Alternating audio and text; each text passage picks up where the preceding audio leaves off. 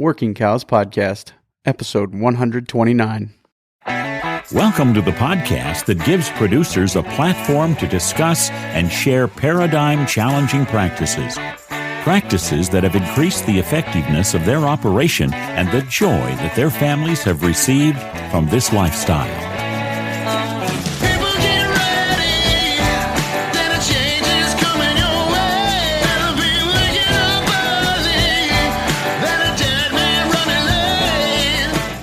Howdy, everybody. It's Clay Conry, host of the Working Cows Podcast, powered by the Global Ag Network, here with another episode for y'all, and I have the privilege to share with you today my talk from the Holistic Management Canada Conference. It was an honor to be up there.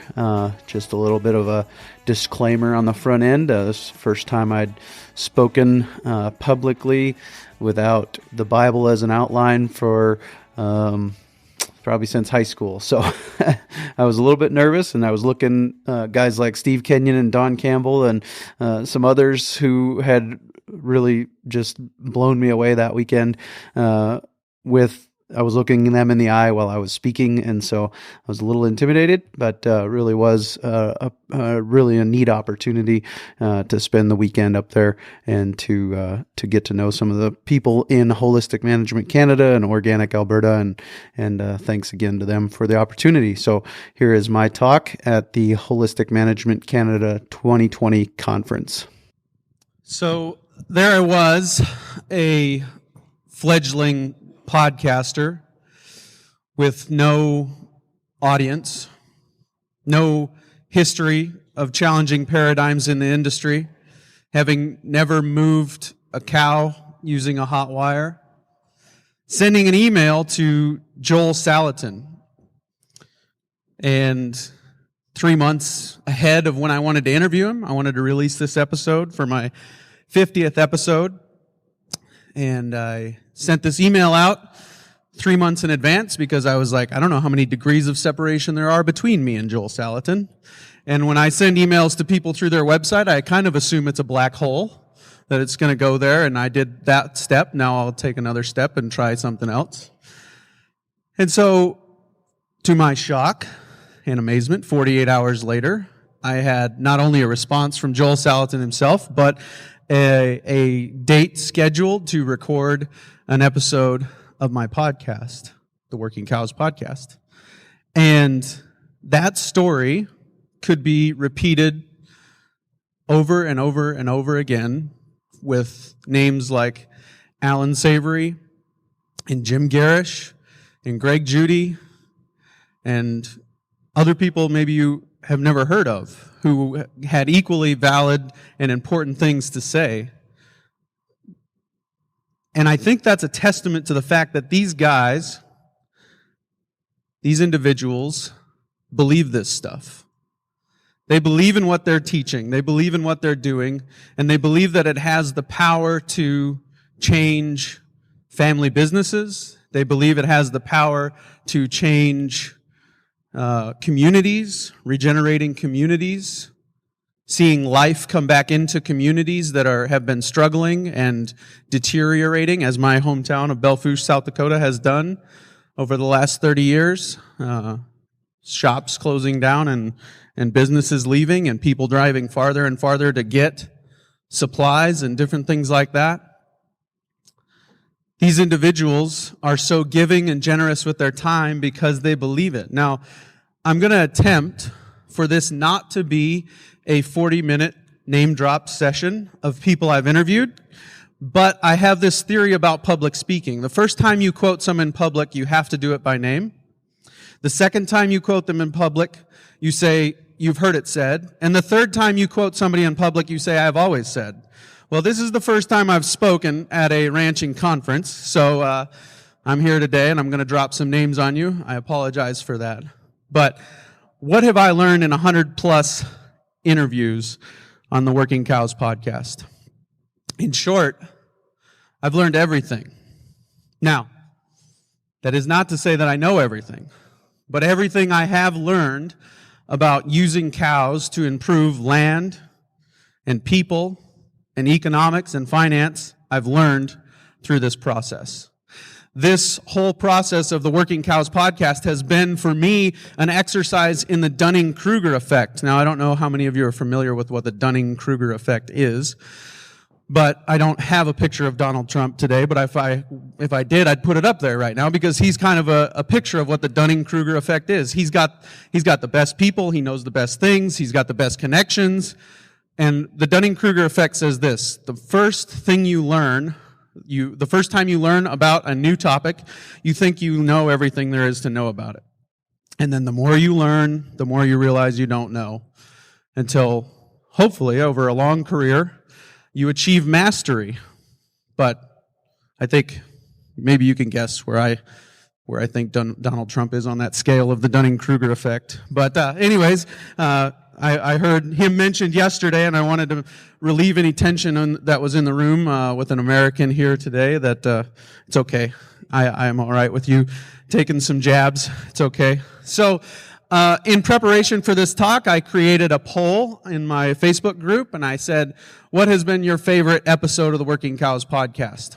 And I was a little nervous because early on it looked like maybe I peaked at episode 2. So kind of, it's like, dang, interviewed Joel Salatin, Alan Savory, Burke Tigert, bunch of other people, Steve Kenyon, 3 or 4 times, and I peaked at episode 2. Shoot. That was tough, but put your mind at ease. Episode 100 with Burke Tigert did win out in the end, so at least when I closed the poll, because I was comfortable with those results. So we're going to talk about the 4 lessons I've learned today in the 100-plus interviews that I have done to date. Just did episode 127, my hotel room with Steve Kenyon the other night, so we talked about being a lifelong learner. It's going to be a common theme in this talk, but lesson number 1, Kurt Pate said on the episode 12, a good stockman keeps the cow's head down. Now, this is a multi-layered idea. It's not just about working in sync with cows when you're in the pen, not just about working safely and keeping cows calm and responding to their body language and responding to their signals that they're sending out. It's about keeping the cow's head down out in the pasture, keeping the cow's head down out in the paddock, because if their head isn't down, if they're not comfortable, if they're not relaxed, if they're not eating, if they're not ruminating, they're not gaining.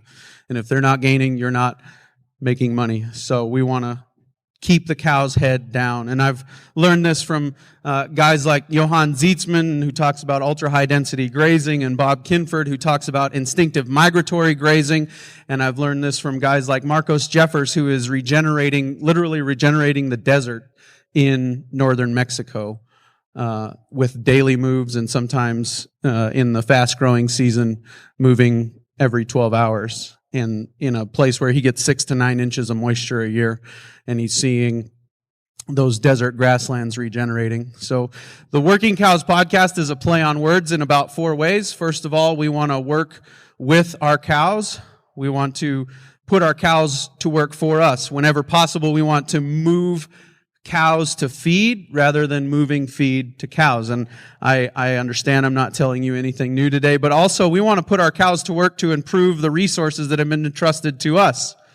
We want to increase biodiversity with our cows. We want to put them out on the land, seeing new species and new forages coming online, and we want to see increased biodiversity in the soil, and we want to see the healthy soils come into play. And then we want to work in sync with our cows in the pen. That's the second way that the Working Cows podcast is a play on words. We want to work with the cows in the pen. We don't want to work against them. We don't want to yell. We don't want to scream. We don't want to be aggressive towards them. We want to give them time to think and let them move peacefully as possible through the systems that we're working them. And then we want to work the numbers with the cows. We want to know how our economics and finances are paying off. And I'm sure you are all familiar with this, but economics and finance is it profitable? And finances, can we afford to do it? Economics is should we do it? Finances, how do we do it? How can we make this happen? And then finally, Working Cows, we want to work with the people in our businesses, and we want to do it in a sustainable way, and we want to make sure that we are caring for the people resources in our businesses in a way that is sustainable, and not just sustainable, but that we're making stronger and stronger relationships in our ranch businesses as we go on, not withdrawing, but making deposits in those ranch business relationship accounts. Second thing I've learned is, I forgot. I had some other pictures there to keep your attention. That one on the top and the back is from John Coleman Locke, who is grazing in the Gulf of Mexico in Texas. And whenever you send a request out to a grazer and say, hey, could I get some pictures? He's also going to tell you that that's 500,000 pounds to the acre with no back fence. So I wanted to give credit where credit was due. The other one came from a guy in Utah who was grazing irrigated circles, and he was doing some really incredible things there. So next thing that I learned, lesson number 2, a good manager loves her soil first. Burke Tigert, on episode 100, said this. He said, when I first got into ranching, I got into ranching because I love cows. And then I learned a little bit more about what it takes to run a profitable ranch, and I said, I love my grass. And then I learned a little bit more, and we're going to come around to a bonus lesson here in just a second. He said, then I learned a little bit more, and I realized I got to love my soil before I love my grass or my cows. And he's talking about loving your soil and your grass before you love your cows, to the extent that if you are going to if you've come up with the best management plan you can and you're going to harm your soil or your grass with your cows, you should sell the cows. Sell the number of cows you need to sell so that you're not harming your grass or your soil with those cows in a way that's going to take away nutrients, remove nutrients. And so there's a couple of illustrations of healthy soil. Gabe Brown describes it as looking like cottage cheese, big aggregated chunks of soil. Nicole Masters, she said, I didn't really like that illustration, so she said moist chocolate cake is her preferred way of describing it. So whatever grabs you, if you're a ketogenic diet, I don't know if that's a thing here in the States, or here in Canada, the cottage cheese could be yours. If you don't care about how many carbs you take in, dive into that chocolate cake. So, the thing that I learned about the bonus lesson I was mentioning earlier that I learned from Burke Tigert actually came at the Ranching for Generations conference when I was standing there next to him, realizing that he was there to learn. A guy who has managed some of the largest Western landscapes in the States, a guy who has managed some of the most complex business organizations in the States, and he was there to learn. I mean, I think he talked for 5 minutes about management during that conference. And he was there. And there's people in this room, I won't necessarily single them out, but there's people in this room that exemplify that as well, and I really appreciate that about this community. Lifelong learning is an incredibly important thing. We can't ever get comfortable. We can't ever get stale. We can't ever stop trying to improve our ranch businesses. Lesson number 3, economic analysis is laborious. I learned that on episode 6 with Aaron Berger, where we talked about cow depreciation. And I struggled with the word here, laborious, tedious. It's not difficult, right? I mean, it's not hard to pick up the pencil. Physically, you're not breaking a sweat. You're not getting a callus. You're not cutting your hands on barbed wire. You're not doing any of those things, right? When you're doing economic analysis, it's generally safe, right? But it's difficult. It's hard work. It's not fun. We tend to gravitate towards the things that we enjoy doing the most. We enjoy improving soil with cows. We enjoy moving cows regularly. We enjoy seeing regrowth come back better than it was before the cows left. And we enjoy all those things. And so we tend to gravitate towards those things. We love to tweak our stockmanship and become just a little bit better at moving cows through our system in a low stress way. We love all of those things. And so we gravitate towards those things and we just keep getting better at them. And honestly, I think it was on this episode, Aaron Berger said, we have pretty much maxed out the productive ability of these animals. I mean, we're not going to make many more gains, and the gains we do make in production are going to be incredibly expensive. Every gain you make gets a little bit more expensive than the last one, so that the gains that you make towards a 98% efficient herd become way more expensive than the ones that you were making with a 75% efficient herd, if you understand where I'm going there. And so we tend to be good to spend the most time doing the things we enjoy. We tend to be good at doing the things we spend the most time doing. So I think Kelly Sidoric said on episode 83, we need to be okay with not being very good at this at the start.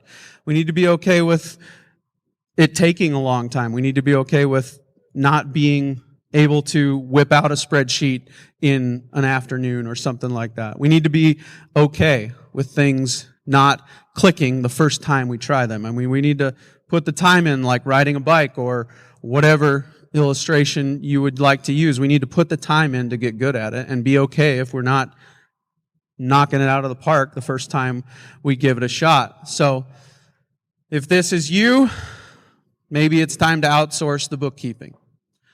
Quality of life, right? That's the true definition of profit. Quality of life. Maybe it's time to outsource the bookkeeping if it's not something that you feel comfortable with, if it's something you've tried to get good at, if it's something that you don't see many gains in as far as you making strides. So if this young lady is not you, I don't think there's any shame in outsourcing the bookkeeping. I don't think there's any shame in giving up some of that control. I think there's actually a lot of potential benefits for outsourcing bookkeeping in your ranch business. Because, let's be honest, how many of us get books done in time for taxes? How many times have we missed out on opportunities in our ranch businesses because we didn't have timely information? We didn't have the right information at the right time. And if all you have to do is give a bookkeeper access to your online statements and accounts, and they can give you those numbers, the management side, working on the business, is not doing your bookwork. Working on the business is understanding and making a decision based on what the information you received from doing the bookwork. Working the numbers, doing the bookwork, that's working in the business as much as building a fence is. Working on the business is being a manager of high enough caliber to make the right decision based on the numbers that you received. And so that's something, like I said, I struggled with the wording on that. Economic analysis is laborious, tedious. You could put in whatever word makes sense for you there. But it's not that it's difficult, it's just that it doesn't always get done at the highest level. Maybe you've noticed by now that I've kind of inverted this talk, and we're talking about the things kind of in order of what stands as a barrier between us and success in ranching. The smallest barrier for us is probably our stockmanship, because we love stockmanship. We enjoy doing it. The next smallest barrier is probably our land management, because we love the land and we love to make it better. The next smallest barrier is probably the next largest barrier, is our economic analysis. We don't enjoy doing that as much as we do stockmanship or managing land in a regenerative way. Now, the biggest barrier, everyone struggles with people. There you are, Kelly. Episode 83. Everybody struggles with people. And I've learned lots of things at this conference this weekend. I was really enjoyed the opportunity to be here, but I don't know that I've had a conversation that didn't turn towards people struggles yet this week. Everybody struggles with people. Everybody struggles with people. And so I don't have a fancy picture here, but I do have Matthew chapter 18, verses 15 through 20 as an outline for how we handle our people relationships. So I want to read this to you, and then I want to break down just a few kind of key takeaways from this passage that I have gathered. Now, a little bit more background on me. I've been a pastor for about 12 years, and contrary to popular belief, this might shock you, churches have people problems too. So, yeah, that's appropriate response. You should laugh. Some of the hardest nights of my life have been after board meetings. So, Matthew chapter 18, verses 15 through 20. Moreover, if your brother sins against you, go and tell him his fault between you and him alone. If he hears you, you have gained your brother. But if he will not hear, take with you one or two more, that by the mouth of two or three witnesses every word may be established. And if he refuses to hear them, tell it to the church. But if he refuses even to hear the church, let him be to you like a heathen and a tax collector. Assuredly, I say to you, whatever you bind on earth will be bound in heaven, and whatever you loose on earth will be loosed in heaven. Again, I say to you that if 2 or 3 agree on earth concerning anything that they ask, it will be done for them by my Father in heaven. For where 2 or 3 are gathered together in my name, I am there in the midst of them. So, I want to highlight some things here for us today. First of all, if your brother sins against you,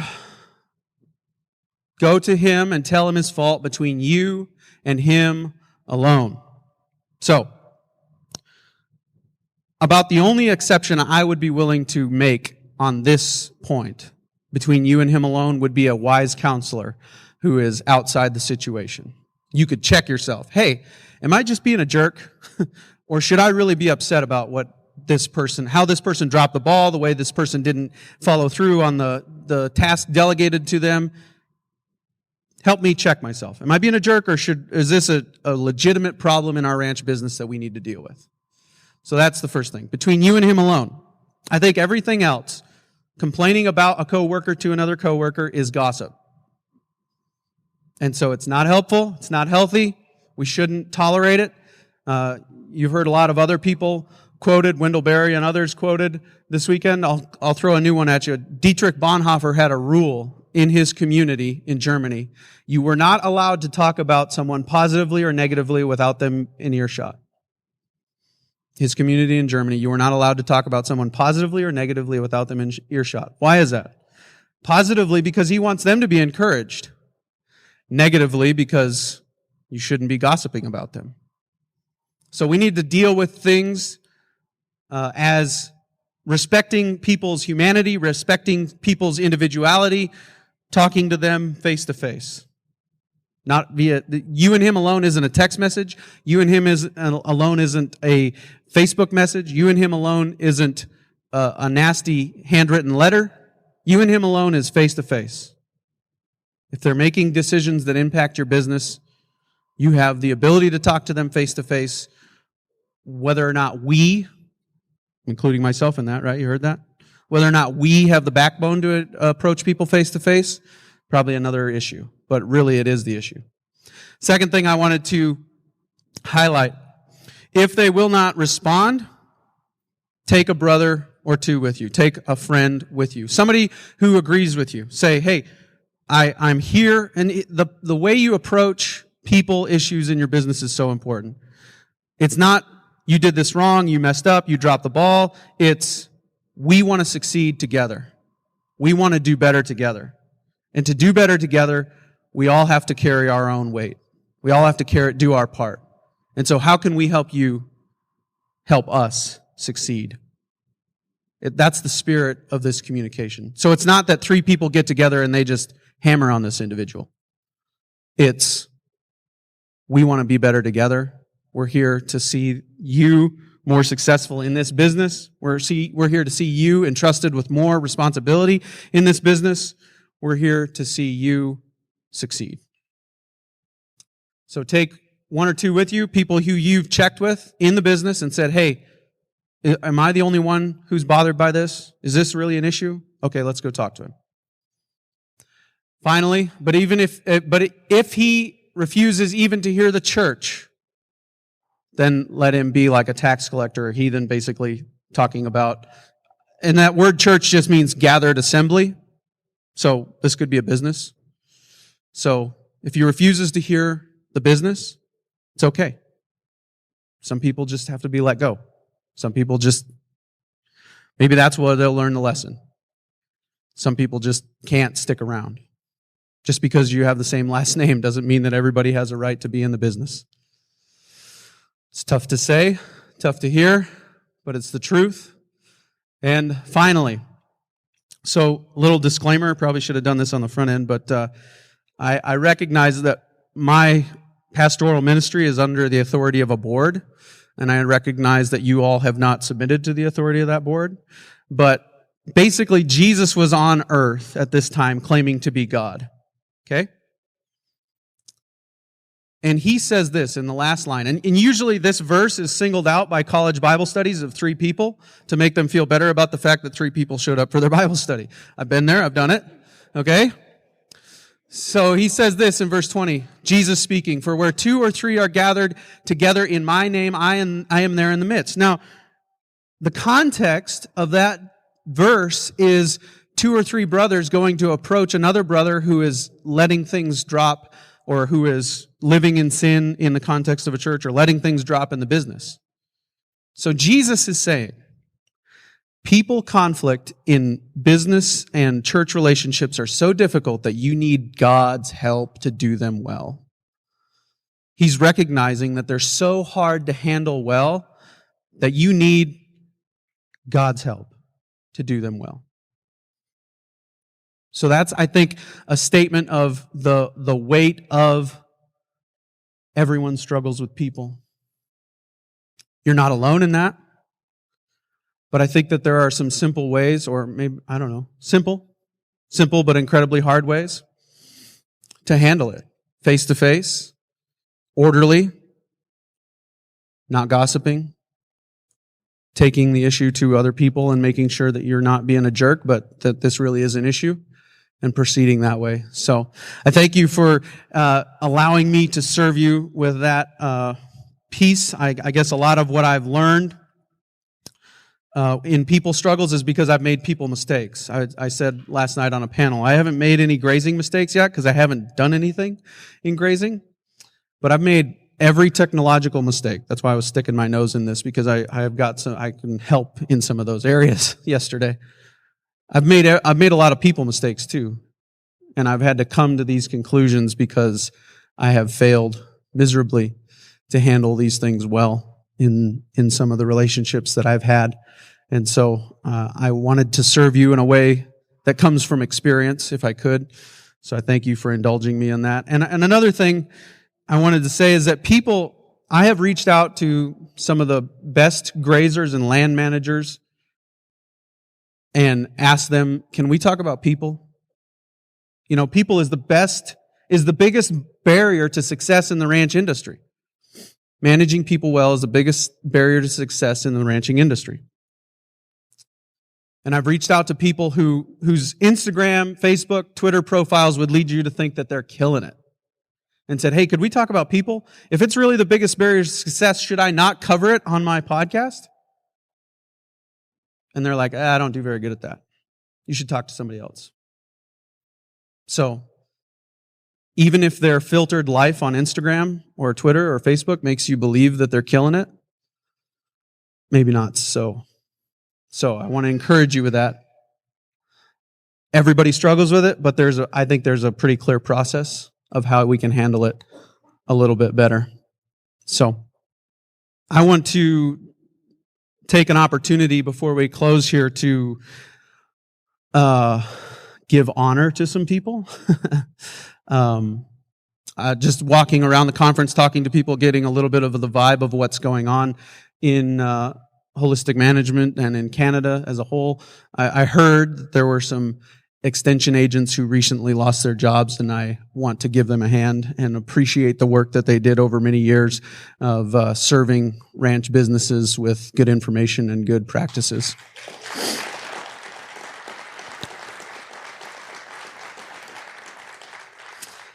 Also wanted to give a hand to Dana Penrice. I think a lot of the legwork on today's events has been done by her, and I really appreciate her efforts. So.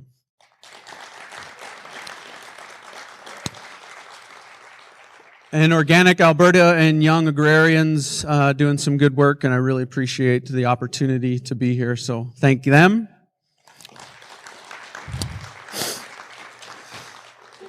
Finally, give yourselves a hand. You're the 9 a.m. crowd. I'm proud of you for being here. So, thank you guys for your time. I guess I don't know if we're taking questions or if I talk too long or what, but I'm open to questions, I guess. Okay. Great presentation. You are a busy person. You're doing so many things. How do you find balance with, you've got 4 kids and your wife, and all the efforts you undertake for others and for learning for others, how do you find time for yourself and your family? Yeah, you just got to keep things in their place. I've had in the transition period that I was in, where I was between churches and between working for my dad and living in a camper for 2 months with 4 kids and 3 dogs. 2 dogs, two. We didn't have the puppy yet, but it wasn't enough chaos, so we introduced a puppy. Yeah, right, exactly.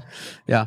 So you just got to keep things in their place. There was a time when things got out of whack and the podcast was following me home and getting edited, at inappropriate times when everybody in the house was still awake, or I was staying up late doing it when I should have been trying to sleep and maintain some sanity. And so sometimes you just need that 2x4 upside the head reminder that you need to keep this in its place. And so it stays, I try real hard for it to stay within the 4 walls of my office, and I try not to even work on it outside of Mondays because I've got responsibilities at the church that need to be taken care of, and so I try real hard to just keep things in their place. And family, I had a great, and I don't have a graphic for this, I'm sorry, but here's an illustration. You hear people talk about different illustrations for where the priority should be. And I heard this great illustration from my mentor and senior pastor for 11 years, Paul Howard. He said life is a wheel, and in the middle of that wheel is God, I guess, entrusting us with all the things that we have, and then the spokes are family, business, relationships, whatever you've got are your spokes, and you need to pay attention to the one that's touching the ground right now. You need to pay attention to the one that's on the ground right now. And then when you're home, you need to be home. You don't pay attention to business stuff when you're at home because you're at home. And that spoke of the wheel is touching the ground right now. So I think that's... Any other questions? I'll ask Clay's questions. So what's next? In what regard? With the podcast? Well, I recorded episode 150 the other day because I wanted to get it done. It's another one of those things. I learned something, though. You don't schedule that way out in advance. You just do it right now and then keep it in the tank for a while. So I got another chance to sit down with Alan Savory because he talked about, in the first episode, he mentioned this thing that really piqued my interest as a guy with his background. He said, we need to save Western ranching culture. And I'm like, why? Why Western ranching culture specifically? And the not too much of a spoiler alert answer is that he grew up loving Western culture and campfire cowboy songs and roping and different things like that. So there's a lot more to it than that. But I guess does that answer your question? Yeah. Immediate next is Cooper Hibbard from Montana, coming out tomorrow. Tomorrow, Monday. Yep. So coming out tomorrow is Cooper Hibbard from Montana, grazing 500 and some odd mama cows in some pretty difficult terrain, and doing it with hot wire in the mountains, and not impacting riparian areas very much at all, even though they've got water everywhere. So.